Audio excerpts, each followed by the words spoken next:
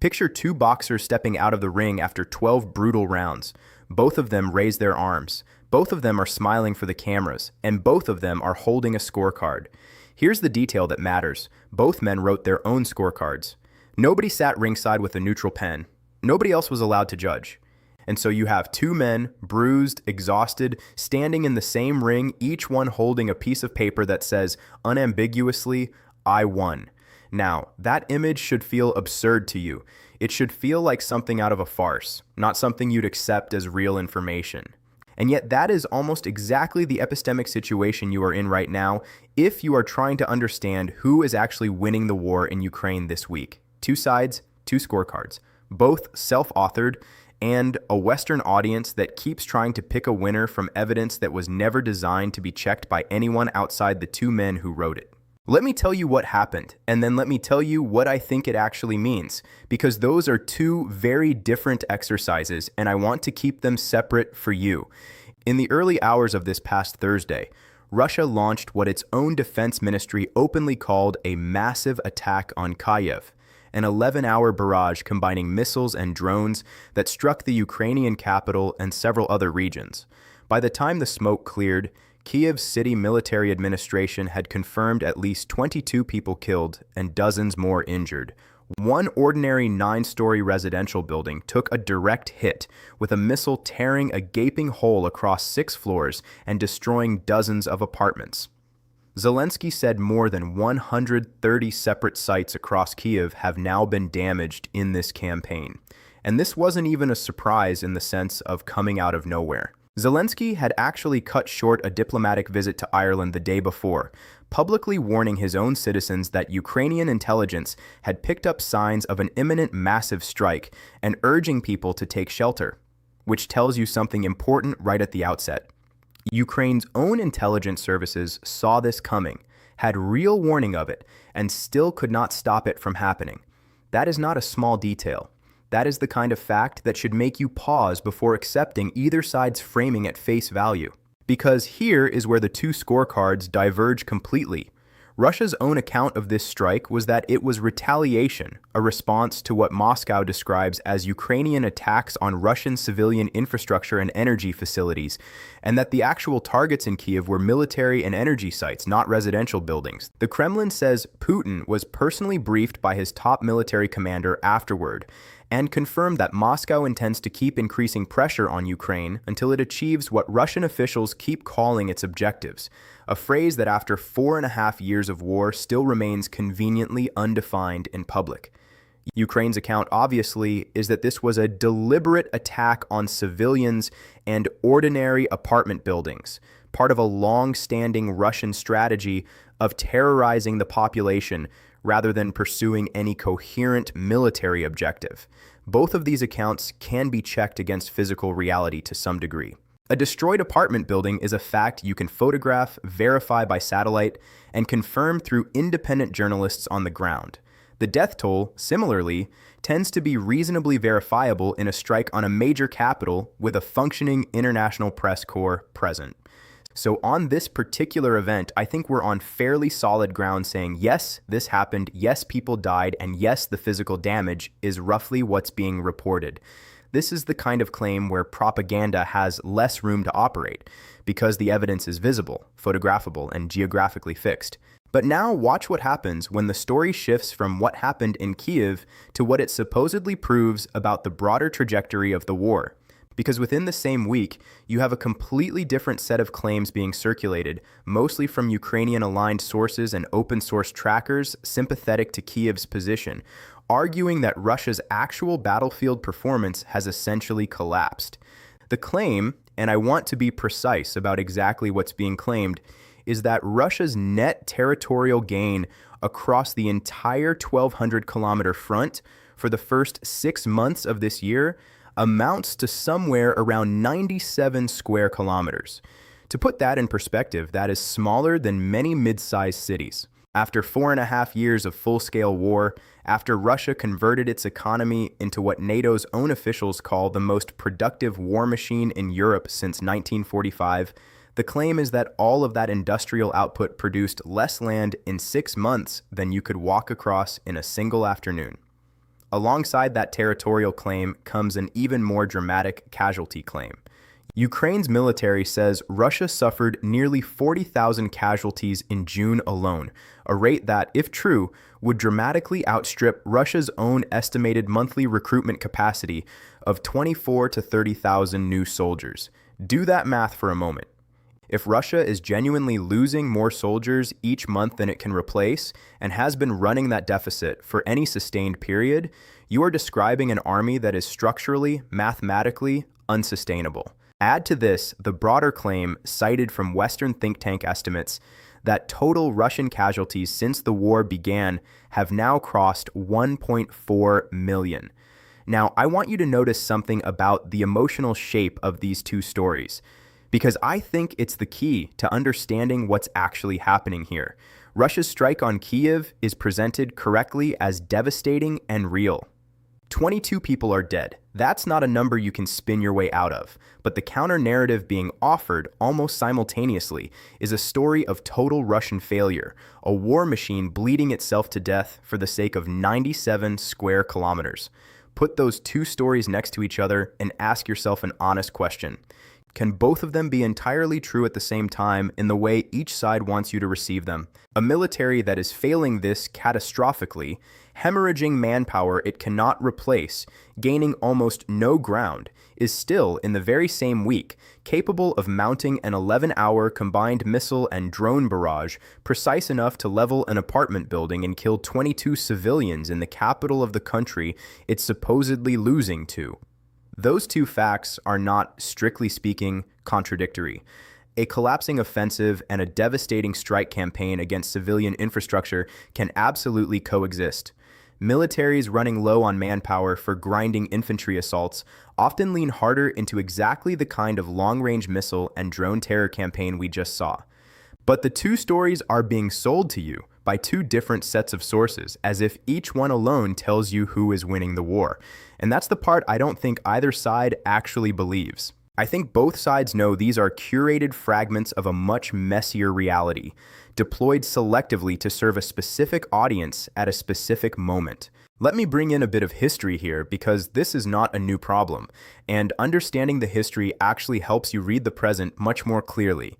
During the Vietnam War, American military command relied heavily on something called the body count as its primary metric of progress, since the war had no front line to advance and no capital to capture in the traditional sense. Success was measured in how many enemy fighters had been killed. And what happened, documented extensively by historians and by the soldiers themselves in the decades since, is that this metric became hopelessly corrupted almost immediately. Field commanders faced enormous career incentives to report high enemy casualty figures because high body counts meant the strategy was working, which meant promotions, funding, and continued political support back home. Civilian deaths got folded into enemy combatant counts. Ambiguous engagements got reported generously. And the American public spent years being told a war was being won by a metric that, in retrospect, bore only a loose relationship to what was actually happening on the ground. I bring this up not because I think Ukraine's reporting today is equivalent to that specific historical failure, but because the underlying incentive structure is exactly the same, and it applies to both sides in this war, not just one. Think about what each side needs this number to say. Ukraine's government has an enormous, urgent, structural incentive to report Russian casualties as high as possible and Russian territorial gains as low as possible. Why? Because Ukraine's entire survival strategy for the past 4.5 years has depended on convincing Western governments and Western publics that continued support is not merely a moral obligation, but a winning bet. If the story is Russia is grinding forward steadily and there is no plausible endpoint, Western fatigue accelerates and funding commitments get harder to sustain politically. If the story is Russia is bleeding itself dry and one more push of Western support tips the balance decisively, that is a far easier story to sell to a European Parliament trying to justify another multi-billion-dollar aid package, or to an American administration deciding how much political capital to spend on Ukraine relative to everything else on its plate. This isn't a moral accusation against Ukraine. It's simply what any government under existential pressure would do with the numbers it controls.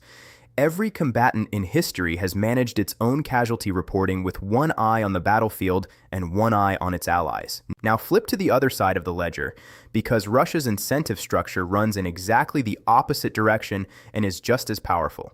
The Kremlin has spent years telling its own population that this war is not merely winnable, but is, in fact, going according to plan. A plan whose specific objectives, as I mentioned earlier, remain permanently vague enough to never technically fail. Admitting that your territorial gains for an entire half year amount to less land than a single regional airport, or that your casualty rate has become mathematically unsustainable against your own recruitment numbers, is simply not a message any government delivers to its public voluntarily, especially not a government that just spent the past week dealing with a genuine fuel crisis triggered by Ukrainian drone strikes on refineries, a sliding stock market, and reports of Putin himself putting on military fatigues specifically to counter a domestic narrative that the war effort is stumbling. When a head of state changes his wardrobe in response to a narrative problem, that is not a subtle signal. That's a government that knows exactly how fragile its own story has become and is reaching for the most basic visual tool available to shore it up. So here's the honest position I want to leave you with, because I think pretending to know the precise, verified truth here would actually be dishonest of me.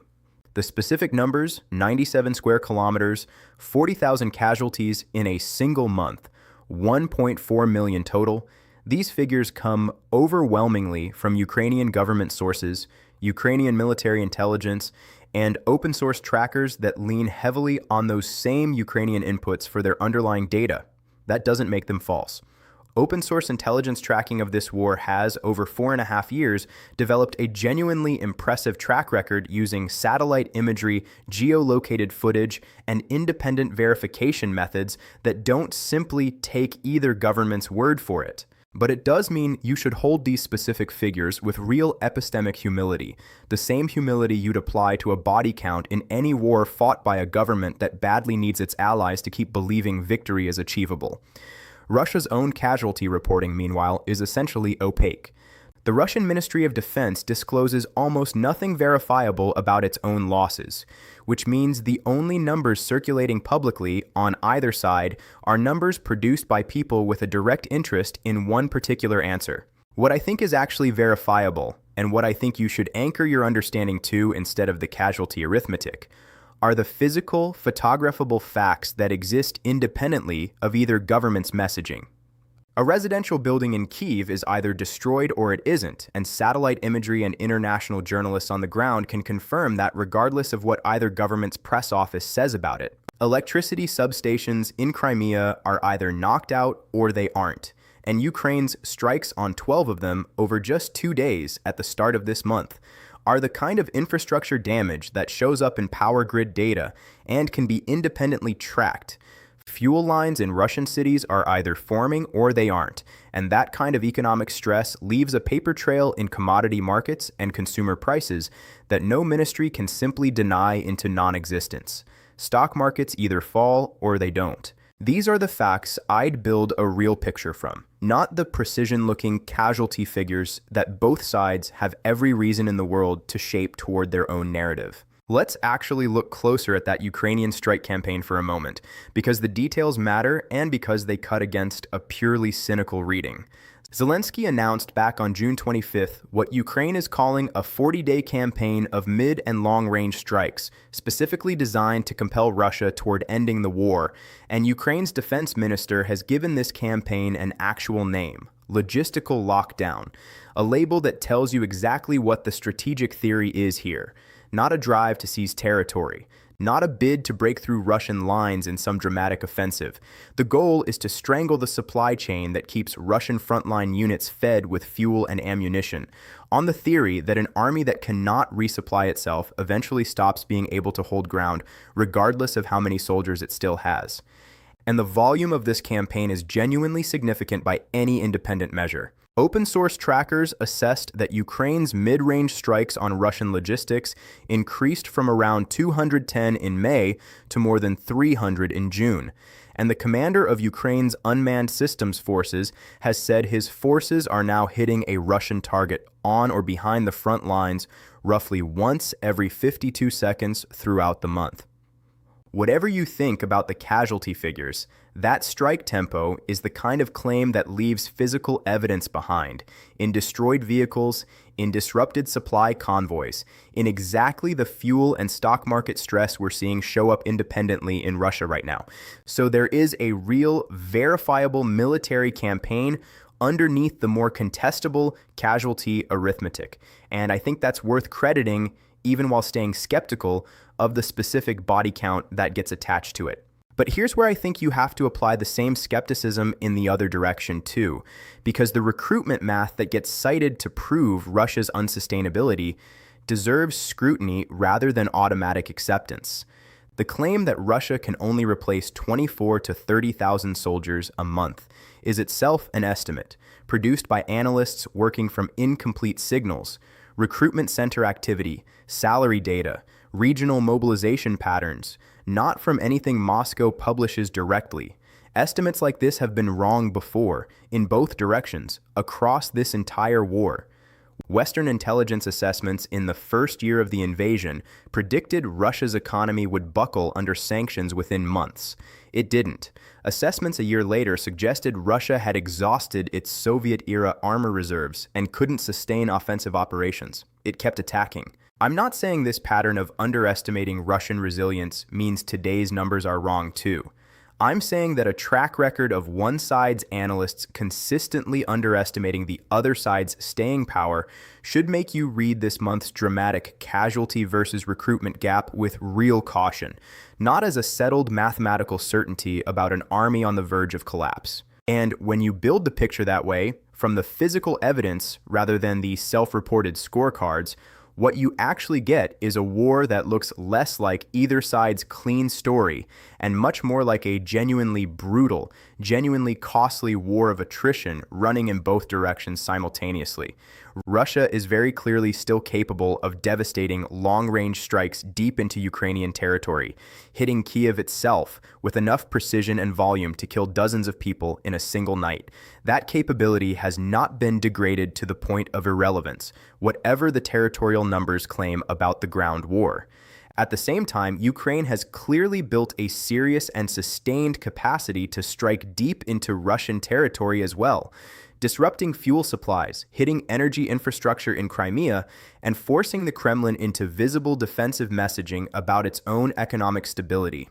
Neither of these capabilities looks like a knockout blow. Both look like two exhausted fighters still standing in the 12th round, each one landing real, painful, verifiable shots on the other, while the actual scorecard, the one that would tell you definitively who is ahead on points, simply doesn't exist yet in any form either side is willing to show you honestly. This matters enormously right now, this week specifically, because NATO leaders are gathering in Ankara at the exact moment these two competing narratives are peaking simultaneously.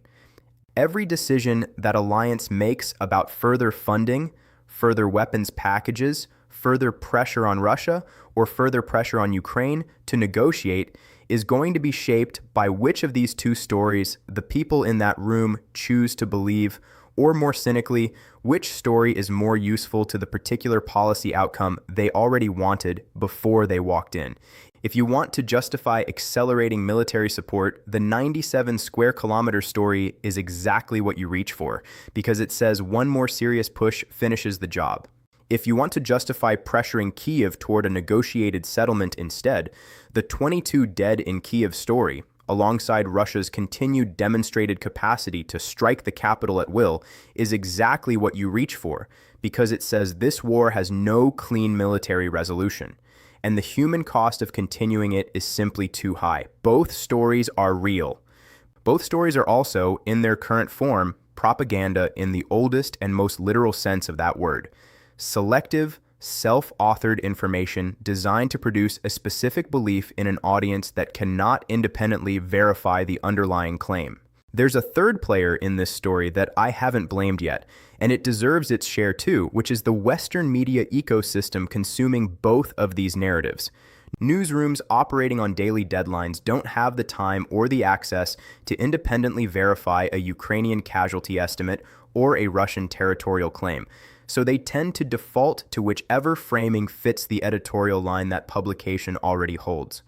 Outlets that have spent years framing this as a story of Ukrainian resilience against the odds gravitate naturally toward the 97 square kilometers narrative because it confirms what their readers already expect to hear.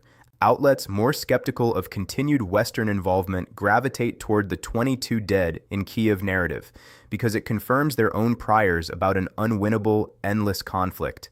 Neither newsroom is necessarily lying to you on purpose. They're doing something more subtle and, in some ways, more dangerous, selecting real facts that happened and presenting them as if they were the whole picture, because the whole picture is expensive and slow to assemble and doesn't fit in a headline.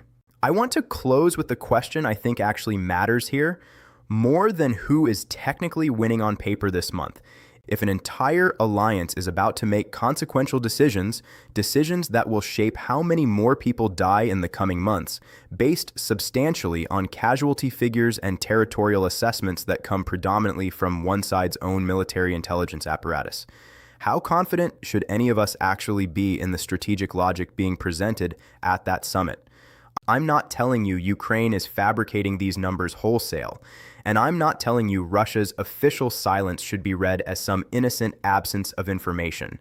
I'm telling you that both of these things can be simultaneously true, that Russia's advance may genuinely be slowing at real and unsustainable cost, and that Russia remains fully capable of inflicting the kind of civilian devastation we just watched in Kyiv this week. The war doesn't require a single winner for the numbers on both sides to be, in their own way, distorted.